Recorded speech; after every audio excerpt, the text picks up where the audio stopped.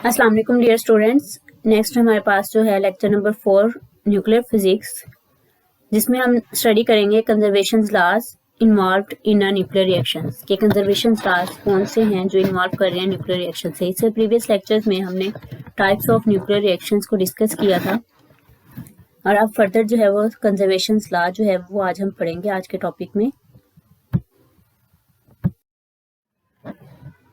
Outlines देखें, layout of lectures, जिसमें सबसे पहले कंजर्वेशन लॉ कौन कौन से हम स्टडी करेंगे। Conservation law, conservation of charge, conservation of mass number, conservation of energy, conservation of linear and angular momentum, conservation of parity, conservation of isotopic spin. तो ये लॉज जो है वो लॉज ऑफ कंजर्वेशन हैं जो हम न्यूक्लियर रिएक्शंस में involve करते हैं, उनको आज हम स्टडी करेंगे। स्टार्ट करते हैं conservation law. The conservation law states that a particular measurable property of an isolated physical system does not change as the system evolves. कि जो भी कंजर्वेशन लॉ की स्टेट ये कहती है कि कोई भी हम मेजरेबल करते हैं प्रॉपर्टी की, कोई भी आइसोलेटेड सिस्टम है आपके पास, वो चेंज नहीं होता। अगर उसके साथ कोई रिएक्शंस भी कर दिया जाए तो उसके फिजिकल जो सिस्टम है उसकी वो प्रॉपर्टी जो है वो चेंज नहीं होती। The conservation laws followed in nuclear reactions are given below. अब न्यूक्लियर रिएक्शंस में कौन से कंजर्वेशन लॉज जो है वो इन्वॉल्व है, उनमें फर्स्ट वन है कंजर्वेशन ऑफ चार्जेस, सेकंड है conservation of mass number, third one है आपके पास conservation of energy, conservation of linear and angular momentum, conservation of parity and conservation of isotopic spin. तो वन बाय वन हम इसको discuss करते हैं। सबसे पहले हमारे पास है conservation of charge. Conservation of charge को देखते हैं। The total charge on reactant side is equal to total charge on product side. In a nuclear reaction is called law of conservation of charge. यानी कि जो आपकी reactant side है वो equal है total charge on product size के जो reactant size है उसका जो टोटल चार्ज है वो इक्वल है टोटल चार्ज के जो प्रोडक्ट साइड पे है। In a nuclear reaction is called law of conservation of charge. Charge को हम जी से डिनोट करते हैं, तो समेशन ऑफ जी यानी कि टोटल जो आपके पास चार्ज है इक्वल टू कांस्टेंट होगा।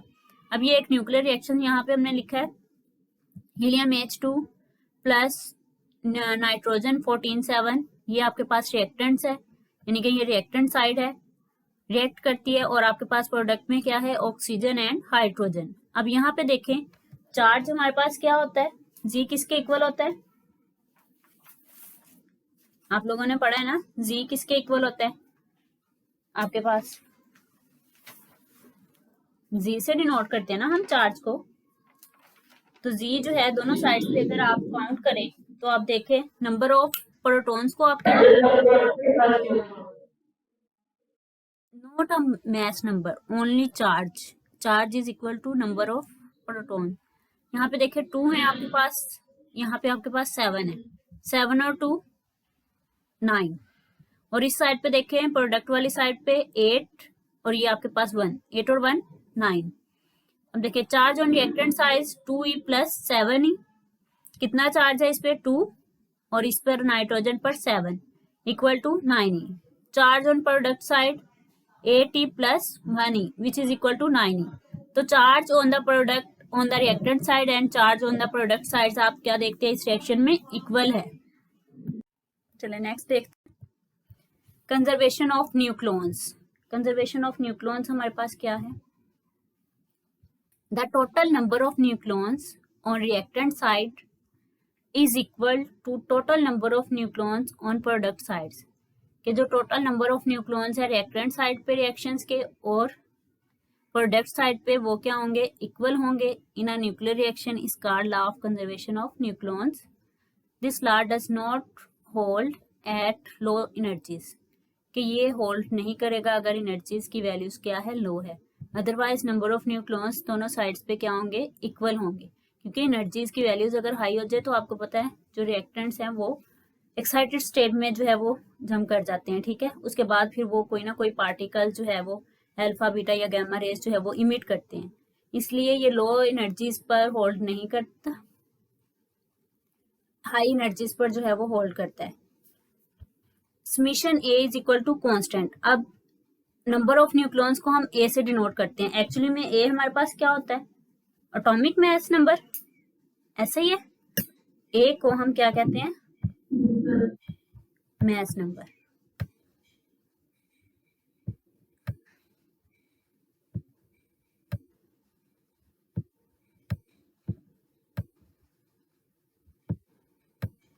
तो मास नंबर को हम ए से डिनोट करते हैं, और हमें पता है कि जो मास नंबर है वो इक्वल होता है number of protons and, A से डिनोट करते हैं, और वो Z plus number of protons plus number of neutrons पर होता है, यानी कि जी प्लस एन भी आप इसको कह सकते हैं। तो ये number of protons plus neutrons हमारे पास, ये हम अपर साइड पे इसको डिनोट करते हैं एटॉमिक मास को। तो अब ये एग्जांपल देखें, वही एग्जांपल अगर हम इसमें लेते हैं, हीलियम 42 अल्फा पार्टिकल लिया आपने जो कि नाइट्रोजन के साथ रिएक्ट कर रहा है, और ये आपको प्रोडक्ट साइड पे ऑक्सीजन एंड हाइड्रोजन मिल रहे हैं। यहाँ पे देखें नंबर ऑफ न्यूक्लियॉन्स की, मतलब जस्ट चार्ज की बात की थी हमने, नंबर ऑफ प्रोटॉन्स देखे थे जो आप जी से डिनोट करते हैं नीचे वाली साइड। अब रिएक्टेंट्स के अपर साइड पे एटॉमिक मास नंबर है, यानी कि आपके पास नंबर ऑफ न्यूक्लियॉन्स हैं। ये देखिए 14 + 4 = 18 number of nucleons of in the reactant side. और प्रोडक्ट साइड पे देखें न्यूक्लियॉन्स ऑफ प्रोडक्ट साइड पे ये 17 है, और ये +1 18, तो 18 = 18। तो इस तरह से law of conservation of nucleons जो है वो इस इक्वेशन पे, इस न्यूक्लियर रिएक्शंस पे जो है वो होल्ड कर रहा है। नेक्स्ट देखें हमारे पास है law of conservation of mass energy. Next हमारे पास है कंजर्वेशन ऑफ मास एनर्जी, कि हमने देखना है कंजर्वेशन ऑफ मास एनर्जी किस तरह से होल्ड करता है। The energy of interacting particles in a closed system remains constant is called law of conservation of energy। कि जो भी आपके पास इंटरेक्ट कर रहे हैं पार्टिकल्स किसी भी सिस्टम के अंदर, उनकी एनर्जी जो है वो कंजर्व्ड रहेगी, उसको हम कहते हैं law of conservation of energy, और law of conservation of mass energy भी कहते हैं। The law of mass energy forced by the physicists to accept the existence of neutrino in beta decay। ये एक इंफॉर्मेशन है कि फिजिस्ट ने जो है वो एक्सेप्ट किया था existence of neutrino in beta decay में, कि न्यूट्रिनो जो है वो आपके पास बनता है। अब इस लॉ की वेरिफिकेशन के लिए एग्जांपल हम देखते हैं। Let's suppose consider a projectile nucleus A, कि आपके पास कोई प्रोजेक्टाइल न्यूक्लियस है जिसको आप ए से डिनोट करते हैं, हैविंग काइनेटिक एनर्जी ई, और उसकी काइनेटिक एनर्जी को आप ई ए से डिनोट करते हैं, एंड मास एम ए, और उसका मास क्या है M A, is incident on rest target on nucleus, और न्यूक्लियस पर जो है वो इंसिडेंट कर रहा है, हैविंग मास एम एक्स। अब वो जिस न्यूक्लियस पर के साथ रिएक्ट कर रहा है टारगेट न्यूक्लियस के साथ, उसका मास हम कहते हैं कि एम एक्स है। The target nucleus X has no kinetic energy. अब टारगेट न्यूक्लियस के पास कोई भी काइनेटिक एनर्जी नहीं है। अब इसकी जनरल इक्वेशन देखेंगे, उससे आपको ये जो लिखने वाला है इजीली आप लिख सकते हैं, because it is at rest, क्योंकि वो रेस्ट में है, वो उसके साथ आगे टकराएगा, इसलिए उसके पास जो है वो काइनेटिक एनर्जी जो है वो उसकी नहीं है। लेकिन जो आपके पास इंसिडेंट पार्टिकल है उसके पास क्या है, काइनेटिक एनर्जी है, क्योंकि वो प्रोजेक्टाइल पार्टिकल है, मूव करके आके टकराएगा उसके साथ, इसलिए उसकी जो काइनेटिक एनर्जी होगी उसको हम ई ए से डिनोट करेंगे, उसके मास को एम ए से, वो प्रोजेक्टाइल पार्टिकल को हम ए से डिनोट करते हैं। जनरल इक्वेशन हमने न्यूक्लियर रिएक्शंस की पढ़ी थी, जिसमें हमने इक्वेशन पढ़ी थी ए प्लस एक्स इक्वल टू, ये आपके पास यहाँ पे y यानी कि जो न्यू प्रोडक्ट न्यूक्लियस बनता है प्लस b आपके पास आउटगोइंग पार्टिकल्स होता है, ये आपके पास टारगेट न्यूक्लियस है, ये प्रोडक्ट न्यूक्लियस है, और ये प्रोजेक्टाइल पार्टिकल। जो प्रोजेक्टाइल पार्टिकल है उसकी काइनेटिक एनर्जी हमने कहा E है, और उसका मास क्या है ma। तो नेक्स्ट देखें, उसी को फर्दर हम स्टेट करते हैं। The product nucleus y generated after nuclear reaction has kinetic energy EY। जो न्यू हमारे पास प्रोडक्ट न्यूक्लियस बनेगा, जिसको हम जनरल इक्वेशन में y से डिनोट करते हैं, उसकी काइनेटिक एनर्जी को हम EY से डिनोट करेंगे एंड मास my से। द इमर्जिंग न्यूक्लियस यानी कि आउटगोइंग पार्टिकल जो आपके पास होगा be generated after nuclear reaction has kinetic energy EB and mass MB, यानी कि जो जनरल हमारे पास फार्मूला है ये यहाँ पे देखें, उसी से हमने उसके मास और एनर्जीज को नेम दिए हैं कि ए आपके पास है प्रोजेक्टाइल पार्टिकल या इंसिडेंट पार्टिकल कह रहे हैं, तो उसकी एनर्जी को आपने क्या कहा कि उसकी काइनेटिक एनर्जी क्या है EA, और उसी तरह से उसका मास भी क्या है MA।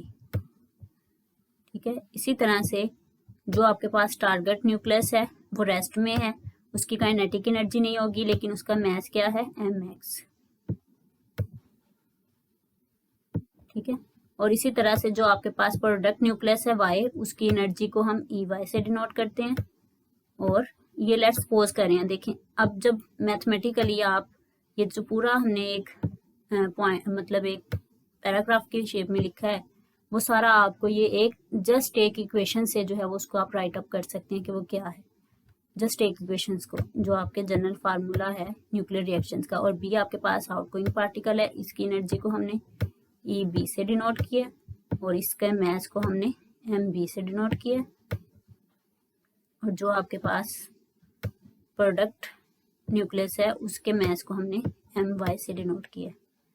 अब ये rest mass energy equation, mass energy law भी हमने इसको कहा है कंजर्वेशन लॉ। वो हमने क्यों कहा कि जब आप in the law of mass energy gives, क्योंकि अब दो तरह की एनर्जी यहाँ पे जब प्रोजेक्टाइल पार्टिकल आएगा काइनेटिक एनर्जी होगी, रेस्ट मास एनर्जी होगी दूसरे जो न्यूक्लियस है उसके पास। अब इस इक्वेशंस को हम किस तरह से लिख सकते हैं अकॉर्डिंग टू जो आपके पास एनर्जी मास इक्वेशंस होती हैं उसके अकॉर्डिंग। ये देखें आपके पास ए पार्टिकल है, उसकी एनर्जी MA।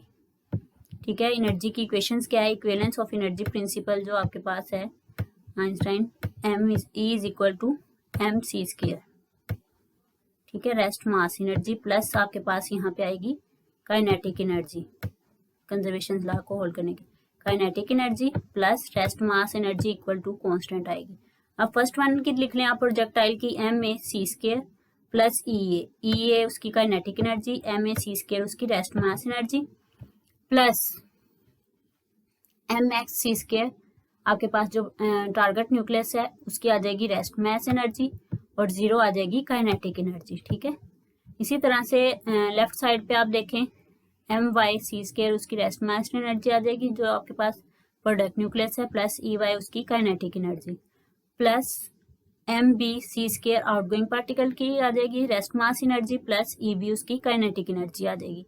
अब अगर इस इक्वेशंस को हम जो है एक फॉर्म में कंबाइन करके लिखें तो किस तरह से हम लिख सकते हैं, यहाँ पे देखें MAc² प्लस MXc²। ठीक है, इन दोनों को c² वाली इक्वेशन सब ऐड हो रहे हैं, इन दोनों को हमने ऐड कर लिया माइनस। अब ये माइनस क्या है, ये इस साइड वाला, पहले इस साइड वाले को दोनों को ऐड कर लें तो वो आपके पास क्या बनेगा MYc² इस इक्वेशन को और इस इक्वेशन को दोनों को ऐड कर लिया। और जब आप ऐड कर लेंगे तो आपको पता है दूसरी साइड पे जाके ये दोनों टर्म्स क्या हो जाएंगी नेगेटिव साइन, नेगेटिव को कॉमन ले लेंगे तो अंदर आपके पास पॉजिटिव हो जाएगा क्योंकि नेगेटिव को आपने कॉमन ले लिया।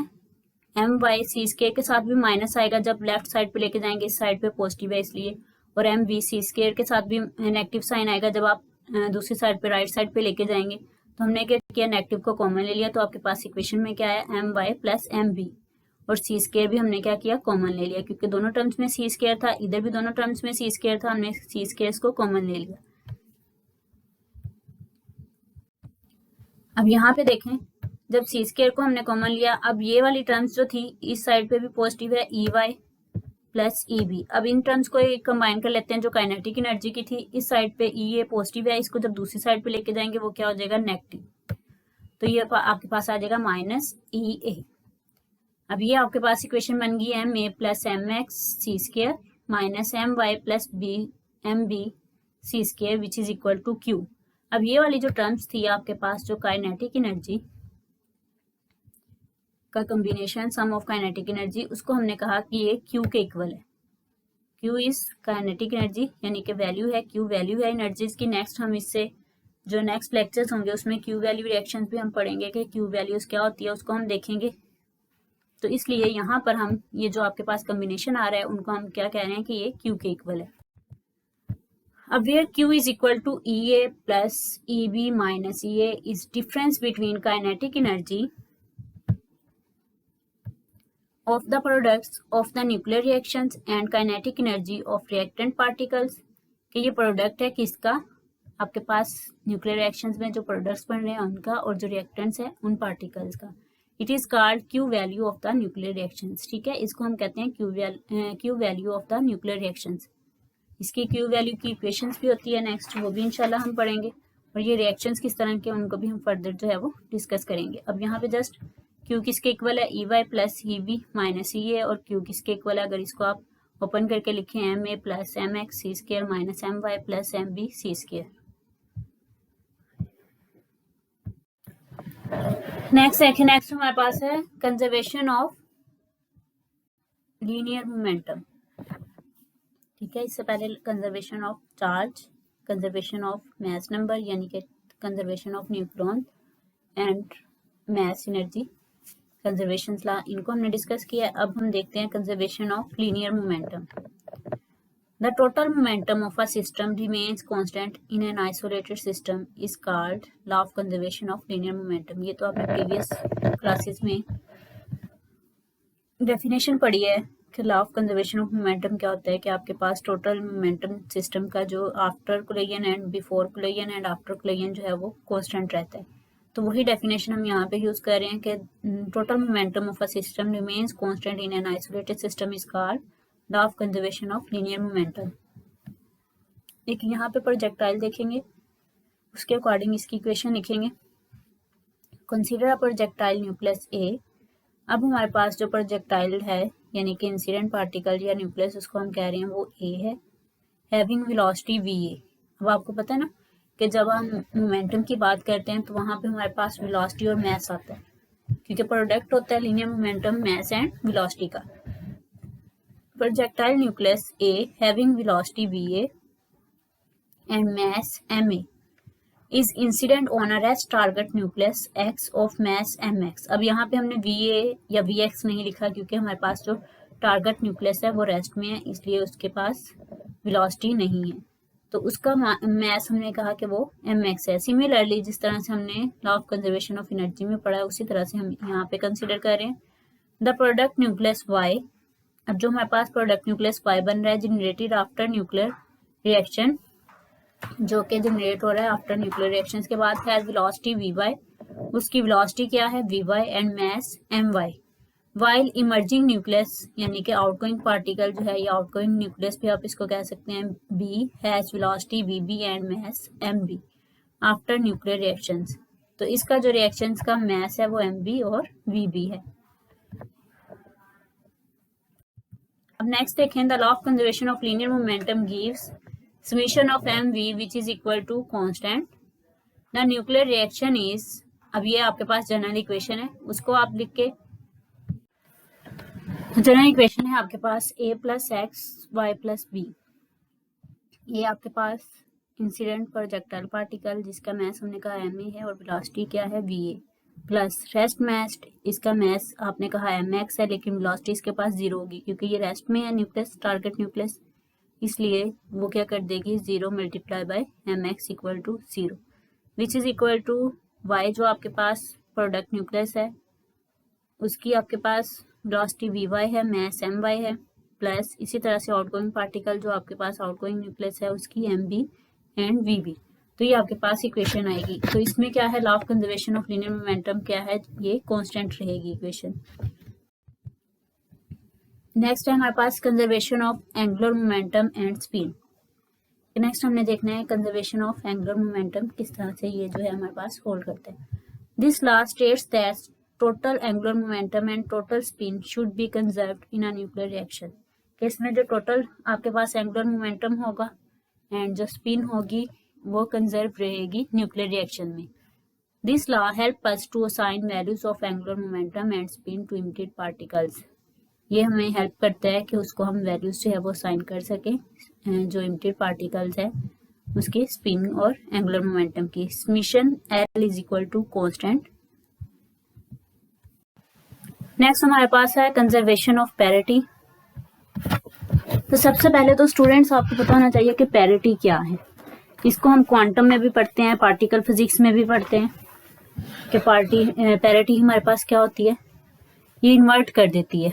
मतलब अगर आपके पास एक्स वाई जी कोऑर्डिनेट्स हैं तो उनके जो negative coordinates X minus Y minus Z होंगे वो पैरिटी उसकी होगी, मतलब उसको कन्वर्ट कर देती है। यानी कि अगर आपके पास इस तरह से X Y and Z coordinates हैं, अगर इनको आप ड्रॉ करें इस तरह से, ये आपके पास हैं एक्स वाई एंड जी, तो इनके नेगेटिव कोऑर्डिनेट्स यानी कि इस साइड से अगर जाएं तो ये इसका नेगेटिव कोऑर्डिनेट्स आ जाएगा, इस साइड पे जाएं ये जी एक्सिस का नेगेटिव कोऑर्डिनेट, अगर नीचे वाली साइड पे है तो ये आपके पास जो है वो वाई एक्सिस का नेगेटिव कोऑर्डिनेट। यानी कि इसको हम अगर रिप्लेस कर दें minus X minus Y and minus Z से, तो ये हमारे पास आ जाती है पैरिटी। अब पैरिटी जो है वो इवन भी होती है और ओड भी। पैरिटी हमारे पास इवन भी होती है और ओड पैरिटी भी होती है, ठीक है। अब ये हमारे पास अगर इस फंक्शन को क्वांटम मैकेनिकली दें हम, वहाँ पे एक वेव जो है इस तरह से, अगर एक वेव जो है वो मूव कर रही है जिसको हम मैटर वेव कहते हैं, एक पार्टिकल एसोसिएट है उसके साथ जिसका मैस m है। अब इस वेव की प्रॉपर्टीज को हम स्टडी करना चाहते हैं, इस वेव की नेचर को, तो हमें एक जो है फंक्शन की जरूरत जिसको हम कहते हैं वेव फंक्शन, जो कि हमें इस वेव के बारे में इंफॉर्मेशन देता है। और उस वेव फंक्शन को भी हम साइज से डिनोट करते हैं। अगर वो 3 डायमेंशन में है तो आप उसके साथ एक्स वाई जी इस तरह से लिखते हैं। तो इसी को अगर हम माइनस एक्स वाई जी से रिप्लेस कर दें तो ये आपके पास पैरिटी बन जाती है। अब अगर चेंज करने के बाद, रिएक्शन के बाद, अगर तो ये साइन साई के साथ चेंज ना हो तो इट्स मीन कि ये इवन पैरिटी है आपके पास। और अगर आपके पास ये साइन चेंज हो जाए यानी कि साई के साथ माइनस साई बन जाए, ठीक है, माइनस साइन आ जाए, तो ये ऑड पैरिटी आपके पास आ जाए। तो इस तरह से ये पैरिटी की 2। अब ये तो सिंपल पैरिटी क्या है उसका कॉन्सेप्ट हमने लिया। अब न्यूक्लियर रिएक्शंस में पैरिटी क्या होती है, ठीक है, न्यूक्लियर फिजिक्स में पैरिटी का क्या कॉन्सेप्ट है, तो इसमें हम इसकी इस तरह से डेफिनेशन कर सकते हैं, the resultant parity of nucleus और nuclear state is based on the orbital angular momentum. ये जो न्यूक्लियर फिजिक्स है उसमें वो बेस करती है ऑर्बिटल एंगुलर मोमेंटम पे। अब ऑर्बिटल एंगुलर मोमेंटम को यहाँ पे ये देखें आपने लिखा होगा, ये स्मॉल एल से हम उसको डिनोट करते हैं ऑर्बिटल एंगुलर मोमेंटम को। तो न्यूक्लियर फिजिक्स में जो पैरिटी बेस करती है वो ऑर्बिटल एंगुलर मोमेंटम पे बेस करती है। अब इस एल की वैल्यू आपके पास 0, 1, 2, 3 एंड सो ऑन, इस तरह से आप इसकी वैल्यू जो है, इसकी वैल्यूज होती हैं ऑर्बिटल एंगुलर मोमेंटम्स की। अब इसकी वैल्यूज जो है, जब आप इस फार्मूला में, ये पैरिटी का फार्मूला है कंजर्वेशन ऑफ पैरिटी में कि P for using parity which is equal to -1 की पावर L। अब ये डिपेंड करेगा एंगुलर मोमेंटम पे कि एंगुलर मोमेंटम की वैल्यूज क्या आपको गिवन है, देन आप पैरिटी की वैल्यू जो है वो फाइंड आउट कर सकते हैं कि वो ओड है या इवन है। अब जब 0 वैल्यू होगी, 0 यहाँ पे -0 पुट करें आप, L की जगह पे यहाँ पे 0 पुट करें तो आपके पास वो 1 ही रहेगी, ठीक है। अब इसी तरह से अगर 1 आप पुट करते हैं इसकी पावर तो वो माइनस ही रहेगी क्योंकि वो और नंबर है ना। अगर 2 पुट करेंगे तो आपके पास वो स्केयर जो होता है वो ब्रैकेट्स में उसको पॉजिटिव कर देता है, -1 इंटू -1 1 आ जाता है, यानी कि आपके पास इवन पैरिटी आ जाएगी। तो इस तरह से पैरिटीज की वैल्यूज जो है वो पॉजिटिव और नेगेटिव होती हैं, यानी कि हम कह सकते हैं कि इवन और ऑड पैरिटीज होती हैं। जब आपके पास 1, 3, 5 वाले टर्म्स में एंगुलर मोमेंटम की वैल्यू होगी आपके पास ऑड पैरिटीज होगी, जब इवन नंबर्स में होगी 2, 4 तो इवन पैरिटीज। अब इसको हम रीड आउट करके देखते हैं कि यहाँ क्या लिखा हुआ है। This law states that net parity before nuclear reaction is equal to the net parity after nuclear reaction. वो कहते हैं कि जो नेट पैरिटी है वो अगर न्यूक्लियर रिएक्शन से पहले जो है और आफ्टर द रिएक्शन वो इक्वल होगी, ठीक है। If parity is odd before nuclear reaction then it should be odd after the reaction. कहते अगर न्यूक्लियर रिएक्शन से पहले पैरिटी ओड है तो आफ्टर द रिएक्शन भी ओड ही रहेगी, ठीक है। पैरिटी ये पॉइंट्स है इसके, ठीक है। Parity is always conserved in strong nuclear reaction but it is not conserved in weak nuclear reaction. Parity जो है वो कंजर्व रहती है स्ट्रॉन्ग न्यूक्लियर रिएक्शन में, लेकिन कंजर्व नहीं होती किसमें, जो वीक न्यूक्लियर रिएक्शन होते हैं। The parity of nucleus is given as P is equal to -1 की पावर L, ठीक है। इससे आपको पता चल गया कि जो हमारे पास न्यूक्लियर फिजिक्स में पैरिटी का कॉन्सेप्ट है वो पेस्ट कर रहा है सारे का सारा आपके पास न्यूक्लियस के, ठीक है, उसके एंगुलर मोमेंटम पे, ऑर्बिटल एंगुलर मोमेंटम पे। तो कोई भी न्यूक्लियर स्टेट है या पैरिटी ऑफ न्यूक्लियस हम देखना चाह रहे हैं तो वो डिपेंड करेगी ऑर्बिटल एंगुलर मोमेंटम पर।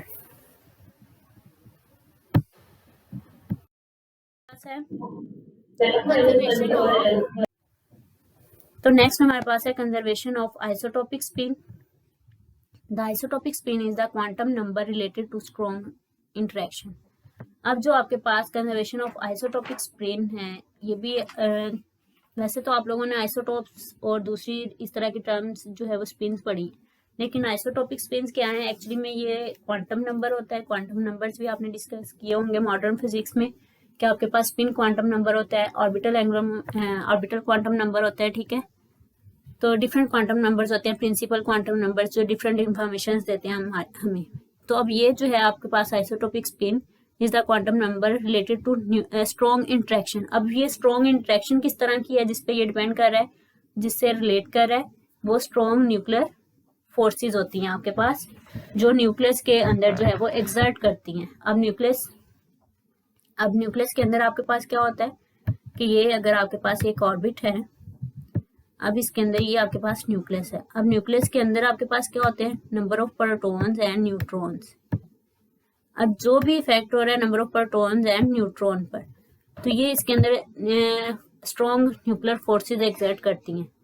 न्यूक्लियॉन्स इनको क्या देते हैं, नंबर ऑफ प्रोटॉन्स एंड उसको, तो ये चार्ज इंडिपेंडेंट होता है, ठीक है, फोर्सेस पे। अब ये इक्वली अट्रैक्ट करते हैं, इस पे ये डिपेंड नहीं करता कि कौन सी जो है वो प्रोडक्ट आपके पास जो है वो प्रोटॉन है या न्यूट्रॉन है, ये इस पे डिपेंड नहीं करता, वो इक्वली दोनों को अट्रैक्ट करती हैं फोर्सेस जो होती हैं न्यूक्लियर फोर्सेस, ठीक है। वो ये नहीं देखती कि आपके पास न्यूट्रॉन है या प्रोटॉन है, वो इक्वली अट्रैक्ट करती हैं।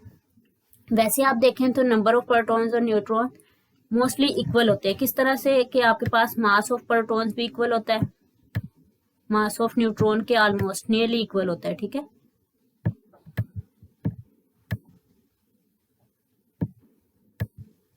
इसी तरह से आप इन पे स्पिन अगर देखें तो इनकी स्पिन भी इक्वल होती है,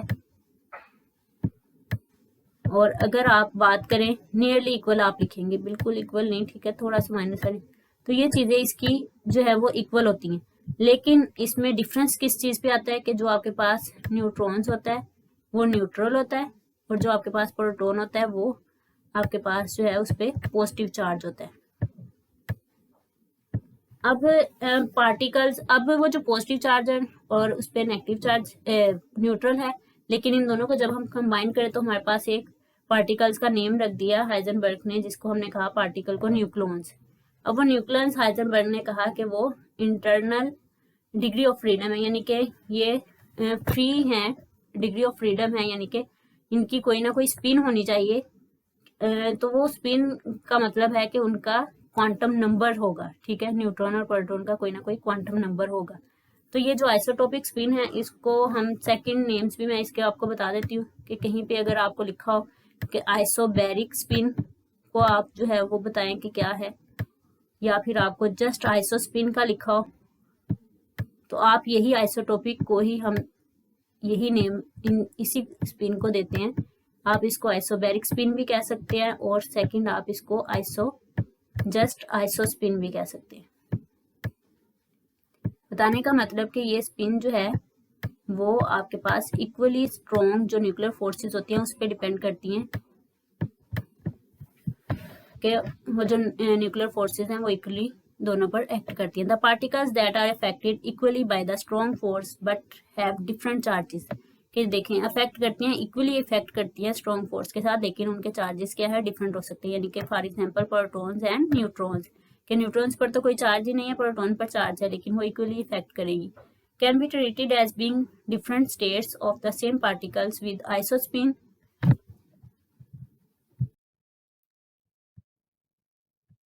The isospin values related to the number of charge states, कि ये नंबर ऑफ चार्ज स्टेट से रिलेट करेंगी। The idea of charge independent nuclear force leads to the new terms called isotopic spin. तो यही जो charge independent का मैंने आपको बताया कि फोर्स जो है वो चार्ज पे इंडिपेंडेंट है, यानी कि वो चार्ज पे इफेक्ट नहीं कर रही कि कौन सा चार्ज है, वो इक्वली उस पर इफेक्ट कर रही है, उसको हम आइसोटोपिक स्पिन कहते हैं। According to this term neutron and protons are the different states of nucleon. ये डिफरेंट स्टेट्स हैं लेकिन इक्वली इफेक्ट हो रही है। तो ये हमारे पास है कंजर्वेशन ऑफ आइसोटोपिक स्पिन।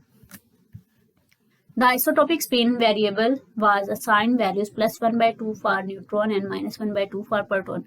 अब इनकी वैल्यूज ये बता दी गई हैं कि जो हमारे पास प्रोटॉन होगा उसके लिए इसकी स्पिन की वैल्यू -1/2 होगी, और जो आपके पास न्यूट्रॉन्स होगा उसकी +1/2 होगी।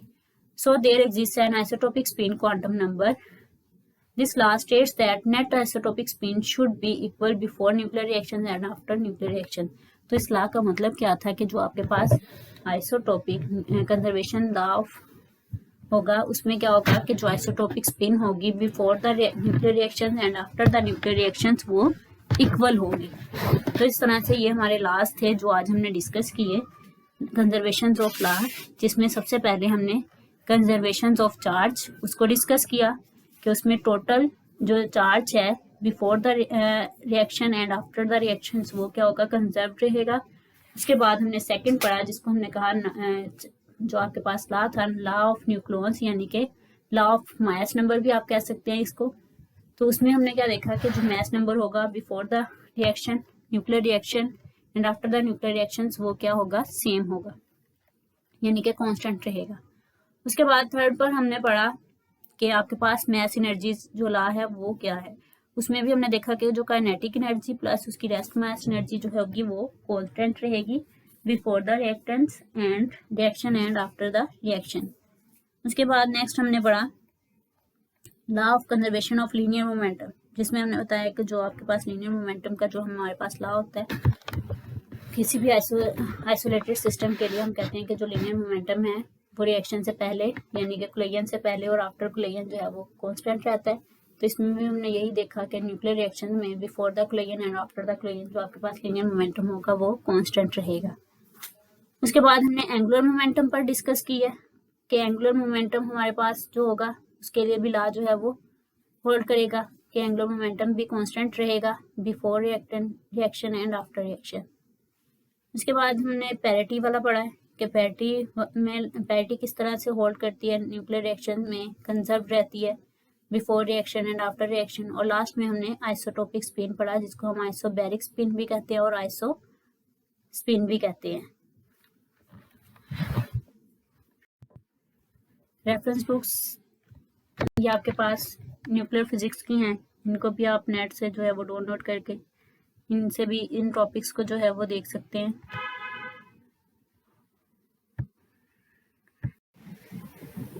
अगर आपको कोई भी प्रॉब्लम हो, किसी भी पॉइंट्स कोई क्लियर ना हो, उसमें कोई भी अंडरस्टैंडिंग में प्रॉब्लम हो, आप कमेंट बॉक्स में मुझसे पूछ सकते हैं। Thank you so much. अल्लाह हाफिज़।